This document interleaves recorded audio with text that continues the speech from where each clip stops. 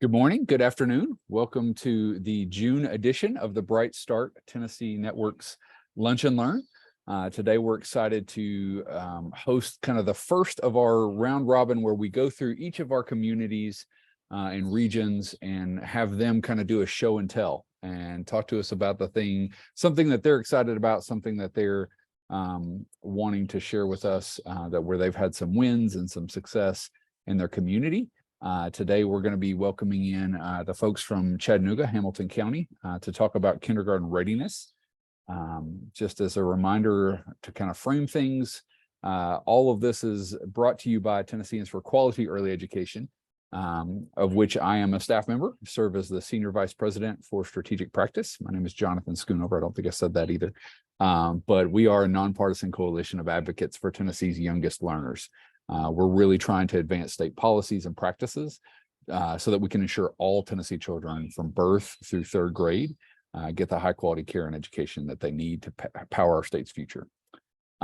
Through that, we have started the Bright Start Tennessee Network, which is this statewide network of community partnerships, really focused on closing achievement and opportunity gaps for children birth through third grade. Here are 6 different regions or communities. I like to use the word community because it makes it feel a little bit nicer and more connected, but it really represents about half of the state. We'll soon be adding 2 more communities to our group, but excited to have this first 6 as an inaugural cohort here. So if you've been with us for any time at all, you've seen how we talk about ultimately we're reaching for third grade math and reading proficiency. And to get there, we know that it really takes all 3 of these domains: high quality birth through age 8 learning environments, physical health, mental health, and development being on track beginning at birth, and supportive families and communities. And from each of those, we also have 5 measures of success for each of those, resulting in 15 measures of success that you see here. And out of this, the thing that I wanted to just highlight real quick is in regards to kindergarten readiness. This actually covers for us 5 of those measures of success. If you look again through the lens of our clearinghouse that we have online, you can find all sorts of more information about kind of supported transitions and alignment from preschool or early care and education into kindergarten. We know that transitions and alignment from preschool into kindergarten involves all sorts of things like aligning standards and curricula, instruction and assessments between the early years and then into that first kindergarten grade level. Thoughtful and integrated transitions can set children up for success, making them more likely to have positive attitudes towards learning and school. And this covers all sorts of variety of programs and practices, including kindergarten orientation sessions, teacher home visits, shared data systems, etc. Today with us, Jennifer Andrews is going to share a little bit about what they've been doing in Chattanooga to cover this. She is the Director of Early Childhood Strategies from Chattanooga 2.0 and is our Bright Start Fellow from Chattanooga. So I am going to highlight her video. I'm going to add a spotlight here, and then I'm going to stop sharing my screen so that you all can see her and her screen. Let's welcome Jennifer Andrews as she talks about kindergarten readiness. And I'll turn it over to you. Thanks. Hi, Jonathan, and hello, everyone, and thank you for taking enough interest in kindergarten readiness that you are joining us here today to hear me talk for the next 30 minutes about what we've been up to in Hamilton County. As Jonathan said, my name is Jennifer Andrews. I am the Director of Early Childhood Strategies for Chattanooga 2.0. In Hamilton County. Chattanooga 2.0 is a small backbone organization that started in about 2015. And this is some of our staff here on the screen. And we are a small but mighty team that helps bring organizations across sectors together because we believe that our community is stronger and our children will thrive when we're all working together. Our vision as a collective is to have Chattanooga and Hamilton County be a thriving and inclusive economy where social and economic mobility is achievable because children, students, and families are equipped with the resources and supports needed to reach their full potential. And we do that by creating proof points and then driving the collaboration, measurement, and alignment of policy and practice of children. Proof points being proof that things work and then we should scale them. So a little bit more about the way Chattanooga 2.0 works, so that it might give some context as to why I think we've had some of our success around kindergarten readiness locally. So our general formula for how we operate is Chattanooga 2.0 is a think, learn, plan, do tank. So we are analyzing data from state and local data points from the Tennesseans for Quality Early Education data dashboard that Jonathan worked so hard on. And we use that to assess a variety of measures of developmental and life success, which is what we tell most people in Chattanooga, but I think everyone on this call knows that there are all those 15 measures that Jonathan just described that we are tracking in addition to some data points. And then we learn from and with stakeholders. So across sectors, we're uncovering barriers that prevent access to self-sufficiency and economic prosperity from birth all the way to career. We identify evidence-based strategies from across the state or country so that we can implement those to mitigate barriers through innovation, collaboration, and alignment of resources and supports. And then we implement, measure, and scale what works, and then we collect data continuously to track those measures of success, and then relentlessly improve and increase impact. So as I was saying, we're, unlike some of our, we joined the TQE Bright Start Tennessee network in 2021, but we again have been kind of moving on this birth to career path since 2015. We have 5 major focus areas, from kindergarten readiness all the way up to a thriving wage for young adults, about literacy and math success, college and career ready graduates, post-secondary attainment. And you all know most of the Bright Start work is from birth all the way to 3rd grade. And my colleague Brandon Hubbard Heights is on the call, and if you want to wave, Brandon, he has been right there with me, and because kindergarten readiness and kindergarten transition and alignment has been a key strategy for both the early childhood action plan that we launched in October and the fall as a part of the Bright Start Tennessee network, and it's also a key strategy to the literacy plan that we've been working on. Brandon is our director of literacy and student strategies for K-12, and kindergarten is really right there in the middle of those 2 kind of sectors. So we've been working on this strategy together. So next I'm going to go into the research. I think most of you all know this. Everybody on the call is very familiar with early childhood education and the importance that has to future school and life success.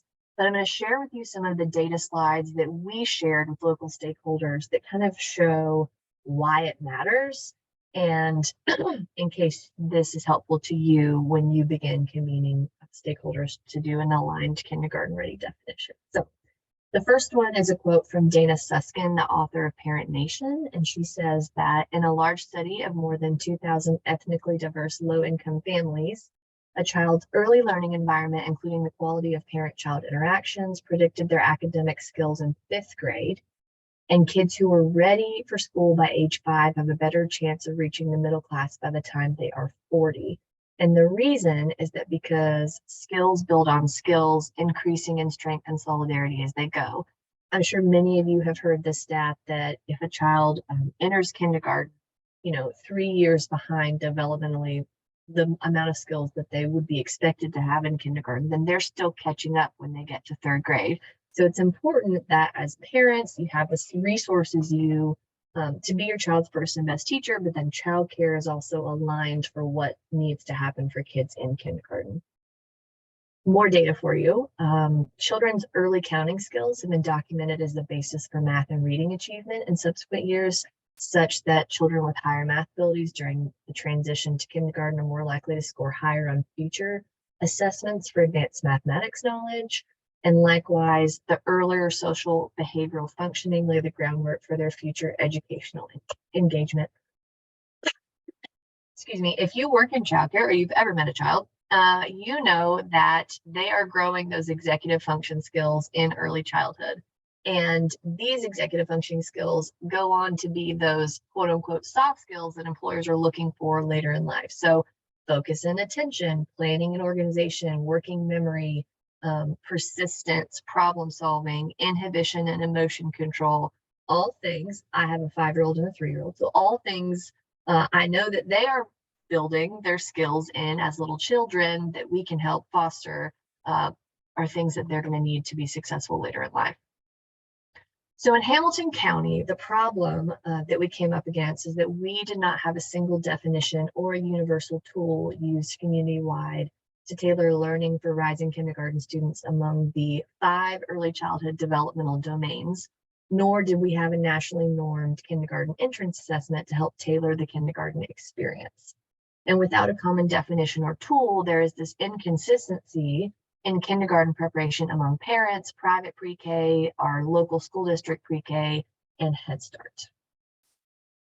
So the benefits, the systemic benefits of a single definition or tool is that you have common language across settings, whether children are being, whether their early education is at home, in a childcare setting, any other pre-K or K-12. You have common quality improvement through the accountability, promotion of equity through gap identification, and the identification of strengths and areas for growth. So as Chattanooga 2.0, our goals for this kindergarten transition and alignment strategy were twofold. One was to increase the number of rising kindergarten students who are equipped with the skills to be successful in school and life by creating a universally accepted definition of kindergarten readiness. And that includes a list of the top skills that parents of every 4-year-old can work with on their children, paired with resources to spur brain development. And the second is to equip the county's child care and pre-K educators with a consistent evaluation tool. And I will go into this in a minute, but as a parent of a rising kindergarten student, I can attest that there is not any community-wide communication on what children need to be learning or what parents can do to help foster their readiness skills. And I will give a disclaimer here that, kindergarten readiness is not necessarily a thing. It is our ability as a community to equip children with the skills they need to be successful in life. That onus is not on the child. It's definitely on school, family, and community. So for what we did in Hamilton County, where do we start? Where are we now? And where are we going? So we, for maybe a year and a half, worked on the 2025 Early Childhood Action Plan that I said we launched this past fall. And in that process, we launched a survey of parents with young children across the county. And we also did focus groups and stakeholder interviews, lots of listening sessions. And we got feedback from childcare providers that they were not aware if the children that they have been educating go on to be successful in kindergarten. So there's a breakdown there's no feedback loop. And then we also heard feedback and survey responses from parents that there is no guidance available for preparing our children for kindergarten. Aside from going to the store, if you have the resources, and buying like a book or subscribing to highlights, there's no community level consistent communication about what children need to prepare for school. Or if parents are just looking for an educational tool to have their kids do something besides watch TV over the summer. So the plan strategy we included, as I said, was kindergarten transition and alignment. So in January of 2023, we brought together a cross-sector group for a workshop to look at the research, some of which I just shared with you, and the existing skills list from across the nation, to examine those and come up with that community definition of kindergarten readiness, and look at what does it mean to be ready for kindergarten, what are some skills that children need to be successful. In that group, which you can see them pictured here, just to give you an idea of the types of people we had in that workshop. So we had childcare directors, CCR&R, our city's Department of Early Learning. We had Head Start representatives there, the local school district. From the school district, we had their members of their executive team, kindergarten teachers, the pre-K director, the family and community engagement team, who will be doing a lot of that promotion of kindergarten ready resources. And then we had some social emotional learning coaches there. And then we also had higher education, teacher prep people represented, the Creative Discovery Museum, and we're partnering too with PBS. So we had a great mix of sectors and experience there. And you can see we did some activities with them. as we do in the nonprofit world, flip charts with Post-its, some brainstorming and group discussion. We kicked it off with a word cloud and some Mentimeter activities of naming a skill that they felt kindergarten students needed to have upon starting school that would lead to future school and life success. And we gave them this list. So Brandon and I worked to organize, of all the different places that have a definition for kindergarten readiness, there are generally 5 domains of early childhood, but they were all phrased slightly differently. So we gave them this kind of table. So I have been asked about the Tennessee Kindergarten Entrance Inventory, which is an awesome packet that was had a lot of resources modeled after something similar in California as a state, but it was never implemented. So you can see that on the top line, the way that they phrase those, Head Start early learning outcomes, the way that they frame them. And I'll touch on what we did with this in just a minute. So after we met with that group, we took the compiled list of skills from, we also cross-referenced with the CDC. Georgia had a kindergarten readiness definition and skills. North Carolina did. I think maybe Virginia. Then there was the entrance inventory, and we had Head Start, and we used the CDC's list of developmentally appropriate skills, and we just pulled skills from everyone who's done it before and the evidence-based list from CDC. And then we took that list and we took it around and asked for feedback from experts in early childhood. So some friends at Vanderbilt, who I can't see the screen right now, but they were going to be on the call. Some local pediatricians, Academy of Pediatrics, Harvard, Knoxville, higher education, special. Oh, we also had the, forgot who was at the meeting. We had our special education department there as well, our PAL Center. So we had our experts go through and say, okay, before we take this to kindergarten teachers to ask them what they think is most needed when kids come in their classroom, we want to make sure that the list only has options that are developmentally appropriate, because we don't want as adults to come up with a skill that we think kids should sit and listen to a story, for example, when that's not necessarily developmentally appropriate, nor is it necessary you can listen to a story as a young child before kindergarten without having to sit still. So had them give us feedback and whittled down the list a little bit that way. And then Brandon took the list and facilitated some kindergarten teacher focus groups, and all of this sanctioned by our local school district. We have 5 learning communities. We have one, this is probably important for some communities who might have something different, but in Hamilton County, we have one school district, which is Hamilton County Schools. And within that one district, we have 5 different learning communities across the county, making up, I think we've got 44 elementary schools, each have multiple kindergarten classes, but we made sure that we had representation and feedback from all over the county. And so Brandon led these focus groups of kindergarten teachers, and I'm going to talk about that here. So some of the findings from the focus group are, we asked them, first day, what do you think a child needs when they start on the first day of kindergarten? The children who are most successful during their kindergarten year, what do they need? And the themes that came out were social and emotional development. By and large, we heard that in kindergarten focus groups and also from other people higher up in later grades in elementary school. The social emotional aspect and self-regulation is what children are lacking the most since the pandemic. We asked if you could tell parents one thing that they could do to prepare their kids. I think that was the number one.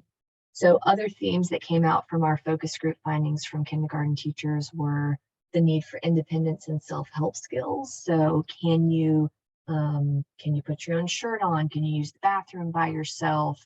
Can I tell you to go do this one thing by yourself in the classroom? Because they made the point that at home, you might have, it's mom and brother and sister, and mom can do, or dad and parent or grandma, and caregiver can do anything for you. But in kindergarten, it's one teacher and 25 kids, and she can't help kids with everything. She or he. And then language and communication skills was one of them. Having pre-K or school experience was, they see more kids who have been in childcare. It's very apparent to them that those kids have some sort of experience because they understand the flow a little bit better. Eagerness to learn, and then grit and persistence. And then Brandon also talked to them about skills that have been lacking. One of them was fine motor skills, and they attributed that to handheld devices. Children are doing much more with technology and a lot less with Play-Doh and drawing. And so that fed into some of the skills that we have recommended for parents, and also activities to build fine motor skills. Social skills, persistence and problem solving, independence, listening and comprehension, alphabet and number knowledge. And teachers felt pretty strongly that they could teach the ABCs and the 1, 2, 3s, but they cannot necessarily teach things like social skills on day one, or it's just a little bit harder. So where are we now? We got feedback on the list. Teachers helped us prioritize the list of skills that are developmentally appropriate from the CDC and all of the other kindergarten lists that we had, and that brainstorm list from the workshop in the spring. And then we had April was kindergarten registration in Hamilton County, and because Chattanooga 2.0 is actually housed at the Chamber of Commerce locally, we were able to get some in-kind placements on billboards, digital billboards around the county. And I'm going to show you a picture in a second that said, hey, it's kindergarten registration week. Be sure that you are, if you have a 4 or 5-year-old who will be 5 by August, be sure you're registering them for kindergarten, because we've got feedback from a lot of kindergarten teachers and principals that they have no way of reaching parents in their community aside from taking flyers door to door, going to the grocery store and handing out flyers. So we thought maybe some billboards, and I will self-admit that I made the billboards, and it was still a great reminder when I saw them around town, like, oh yeah, I need to register my own 4-year-old this week.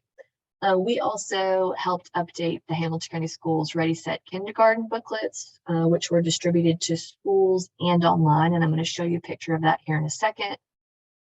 And then I'm going to show you the list of the definition and the skills list that we came up with. So this is a billboard that we designed and was on most of the major roads that go throughout Hamilton County.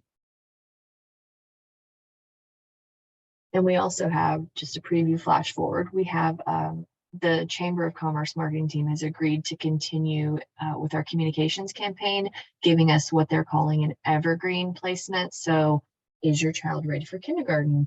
Listing some of those skills, such as, does your child know how to use scissors? Find out more about K-Ready skills at this website, so where they can find resources, so that we're not just having parents focus on things they can do with their 4-year-olds to build their skills and their independence the month before they start kindergarten, but something they can work on the full year beforehand. This is a screenshot of the Ready Set Kindergarten booklet, which was first designed by Creative Discovery Museum, our friends who are on the call, and Hamilton County Schools had developed it some the previous year, and then we went and made sure that the skills areas were reflected in the activities in this book. I know there's still even further room for improvement, but what I love about this book is that it's got activities in there that kids can do that very lightly touch on all of the skills. And again, sample size of 1, but when I took my child to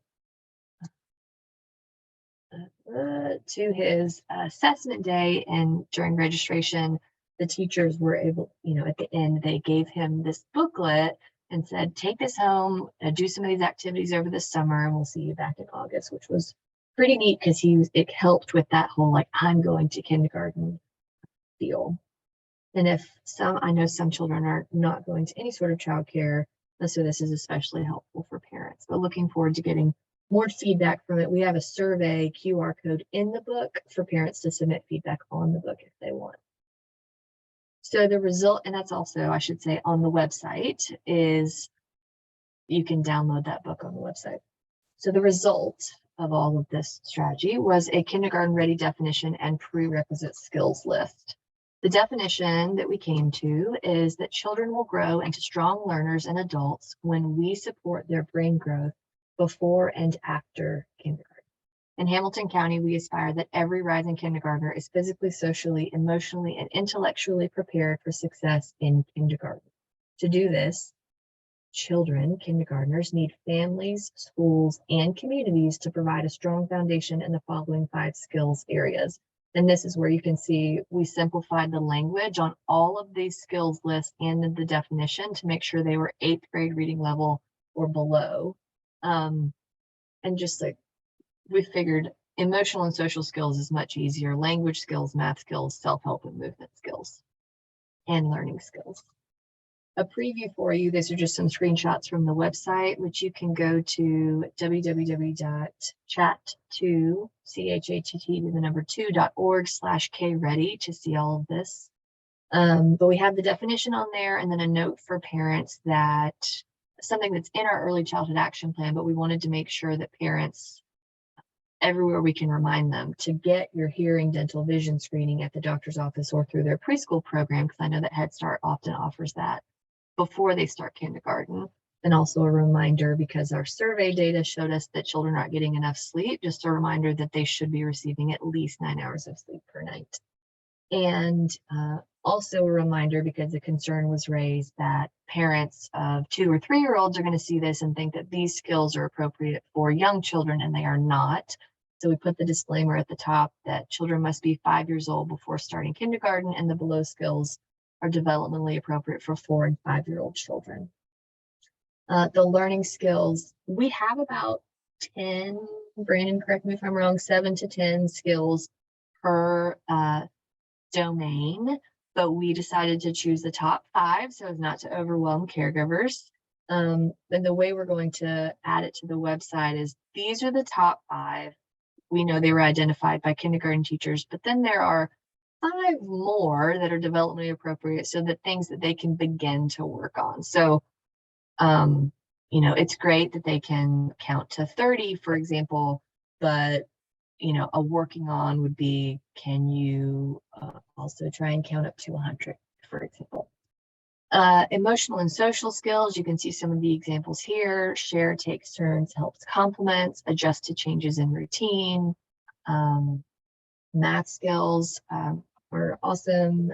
Pre-K director in Hamilton County Schools, Becky Covington, and others helped us identify some things that we didn't want to immediately be insensitive or lead to inequality. One of them being counting up to 30 is in alignment with the 10 Ls, the Tennessee Early Learning Standards for pre-K. So we had 20, but bumped that up to 30. And then we had address and phone number as something that a child should know, because for safety reasons and just it's good to know what city you live in, but was flagged by multiple partners that wanted to make sure with phones changing with our economically disadvantaged students, they often have phone numbers that change and addresses that change, and we have some transient and homeless children in those households. So we just had city and state and reliable adult name. And then we've got language skills there, which is very important precursor to all of the literacy work that Brandon is doing. And our pediatrician expert helped us, you know, recognizing rhyming words like ball cat, ball tall, but also making up nonsense rhymes like foodle, google, and loodle. My children love to make up nonsense rhyming words. And then self-help and movement skills. So being able to just navigate throughout the day without having to, you know, being able to use the bathroom by themselves. So that is the list of skills. And where are we going with this particular goal of the strategy? Alignment across sectors and stakeholders. So we are going to be working with, hopefully, childcare to begin rolling out this, asking them what sort of resources they need. I think the majority, because of CCR and our training, will have already be covering a lot of these skills, but to give them that skills list so that they also can know that they're in alignment and feel better about sending off children to kindergarten with the skills that Hamilton County Schools is expecting of children. So we'll keep doing that. We're having a community-wide year-round messaging, both through various kinds of marketing. We applied for a grant and got some money for that, and then also have money to do the billboard. And we have a committee that we're getting together for communication. And then we're curating a stair step of developmentally appropriate resources and pre-K experience tools for parents. One of those is here, but on the website, you'll see how PBS has, by learning domain, our local PBS station has gone ahead and organized a lot of their materials, like a Daniel Tiger episode on this skill, on math skills, on learning skills. And so they're being a great partner and working with maybe our zoo friends, our Creative Discovery Museum friends to build out those resources so that parents have an easy way. Like if I think my kid should be, I want to work more with them on this, fun activities. But again, emphasizing, and we have on the website, that the number one thing is that you are your child's first and best teacher, but loving, cuddling, hugging is the number one most important thing. And so one example, and then I'm going to turn it over to Heather in East Tennessee, is that we presented to some childcare teachers through the city's Department of Early Learning on the topic of kindergarten readiness. And we have a program here called the Chattanooga Basics, which is really geared towards children 0 to 3. And we did a crosswalk of some of ending with those K-ready skills and going back developmentally appropriate skills all the way to birth. So within the 5 Chattanooga within the basics of maximize love, manage stress, we've got one activity that you can be working on in each of those 5 categories for kids all the way up until they get to age 4 or 5, which is a pretty easy list, I think. Very instead of trying to learn 25 skills for 4-year-olds. So our goal number 2 for this strategy was to have a nationally normed kindergarten screener, and our local school district is working on that.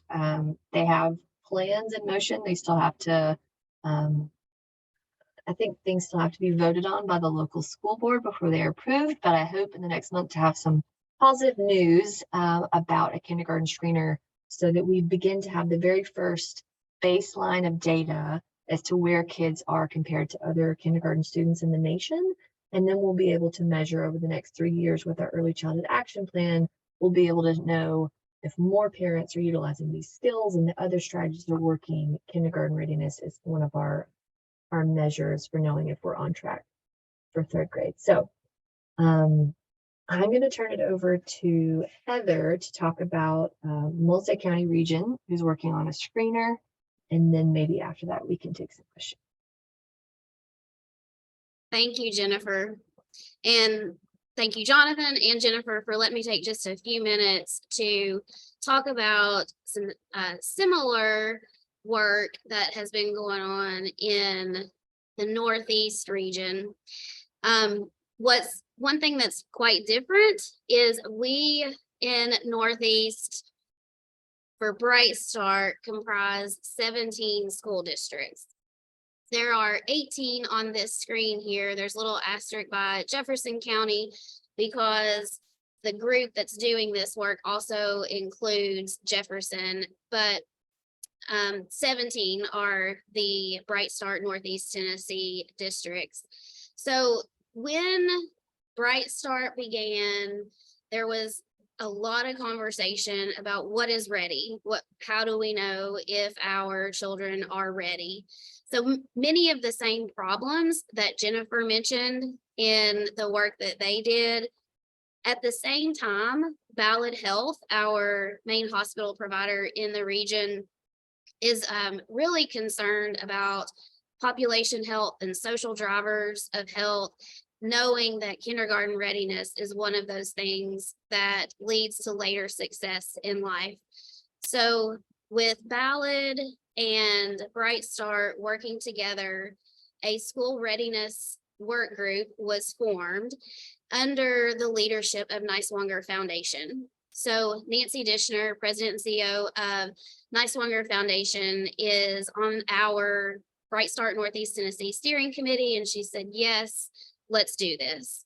So they convened this group that is made up of one representative from each of these districts, and those representatives could be teachers, supervisors, reading specialists. There's even one superintendent on this group. So it's a pretty diverse group, and they have worked together for a year. This is a 2-year project. They have finished 1 year, and what they are doing is really to determine a kindergarten screener to be used across the region so that we know, like Jennifer said, are we making a difference? Is this helping? So this past year, they met 4 times. They inventory current practices, and I will say over 18 districts, we are screening 400 plus different ways. So there's homegrown screeners. There are screeners that are nationally normed. There's a combination. There are some that do it in the spring. There are some that do it in the summer. There are some that do it in the fall. There are many different ways that it's happening right now. So that was part of the process, is just figuring out what's currently happening. But in that, they have identified national best practices, and then they developed a strategic plan for this to happen. And a part of that included working with REL, Regional Education Laboratory, and we did an Ask an Expert, and they were able to share about, I think, maybe 12 different screeners. They looked at inventory, the screener design, and implementation. So we had some research done for us in that regard to, okay, which ones do we want to look at further? And after looking at all of that, the group had presentations from these 5 that you can see here on the screen. And after the presentations and after conversation, the group has decided to move forward with researching even further the Bracken and the Brigance. And the goal then is for these to be determined in the next year. So next year, this coming up school year, the group will also finalize a definition and ensuring that it aligns, right, that the definition and the tool aligns, similar to what Jennifer said. And by the end of this work, this first phase of this work anyway, May of 2024, the goal is for 75% of our local education agencies to be using the same school readiness screener. We think that it'll be more than 13 out of the 18, but if we can get 75%, that would be great. So that's the work that's going to happen this year, is really narrowing down the tool and finalizing the definitions, which there's a community definition, and then there's kind of a more educator definition as well. And then going through all of the nuances as far as who's going to administer, when, how are we going to collect data. But it's really exciting to think about being able to track and measure school readiness so that we can help the community and caregivers with helping children. And it would be even more exciting if we happen to land on the same thing as Chattanooga. So don't know if that'll happen, but thank you guys. I will stop sharing as well now. All right. Thank you both. Big round of applause for Jennifer and Heather both as they kind of shared some of this. I'm going to point to one in the chat that we've got right away. Oh, Jennifer's answering it in the chat. If you don't mind, just come off mute as well, Jennifer, maybe answer the question. Question is, do either of you, and Heather, you can ask this too, have a group or school that is piloting the assessments? Thank you for your question. What I said in the chat is that our schools are currently using ESGI for pre-K and kindergarten. but it's not nationally normed. So I think just we like to rip the Band-Aid sometimes, and since this is nationally normed, I think they did some feedback sessions for the assessment that they would like to have approved to use in the fall, and they've had kind of focus groups of kindergarten teachers, and so they've had a very inclusive process, but I don't think that they're going to, Brandon, correct me if I'm wrong, I don't think they're going to pilot it for a year. They're just gonna roll it out all one time if they do it. That's right, Jennifer. Thank you, Jennifer. And I'll just say the reason I was asking is we have 54 elementary schools. So I'm just, and they do 54 different things. See, so it can happen in one county. Yeah. Or What I will say, if it's helpful, Beth, I know that they're getting very organized around kindergarten. I think in light of the skills list and the definition, they're working on some things again that will be announced soon about changes they're making to kindergarten. One of them is a PD day for kindergarten teachers specifically ahead of time. And I think I'm hoping that would be to help get them acclimated to the use of a new assessment. perfect. Yeah, that's what I was trying to imagine, how to train, the training of 350 people. So, yeah. I will say, Jennifer, I have a questionnaire that I send to, I'm the voluntary pre-K supervisor, and I have a questionnaire that we send to our kindergarten teachers to ask them to compare our kids to the typical child who enters kindergarten. And interestingly enough, the 10 questions we asked them were directly connected to your 10 bullet points, but that's helped us a lot in terms of quality for preschool and how we need to adjust. So it was good to see that we're going in the right direction. We just have to figure out now how to get everybody going in the right direction. So thank you so much. I screenshotted a lot of your stuff, so thank you.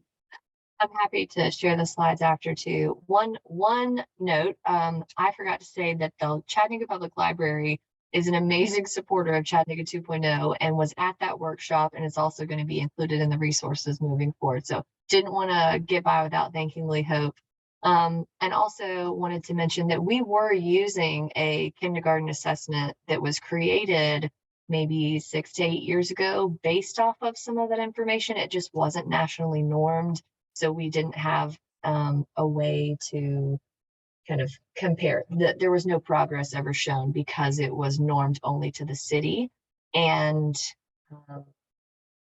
Yeah.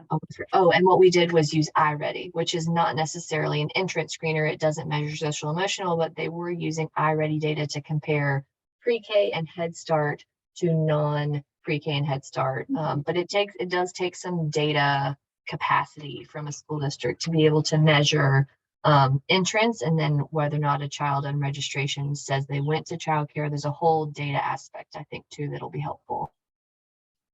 Awesome. This brings us to right at close to time here. So I've got a couple quick announcements. One, if you could take 60 seconds, and yes, it only takes that long. If you're taking longer than that, you're doing something wrong here, but evaluate what this has been for you. Help us to make these lunch and learns better. Talk to us about things that you would want to see in future lunch and learns, relevant topics, things like that.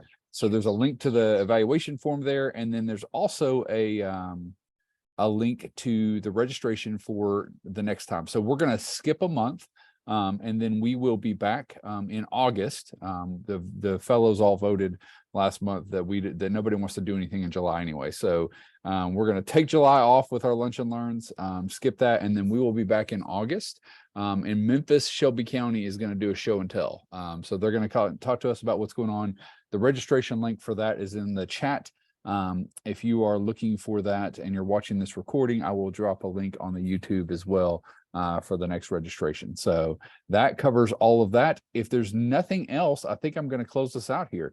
Appreciate you guys coming out and taking your time to either watch the recording or participate in this live. Thank you again, Heather, for sharing about what you're doing in regards to the kindergarten readiness assessment. And then thanks, Jennifer, for all the work that you guys are doing in Chattanooga, laying out kind of the blueprint for how you've walked through kindergarten readiness alignment and transitions into K.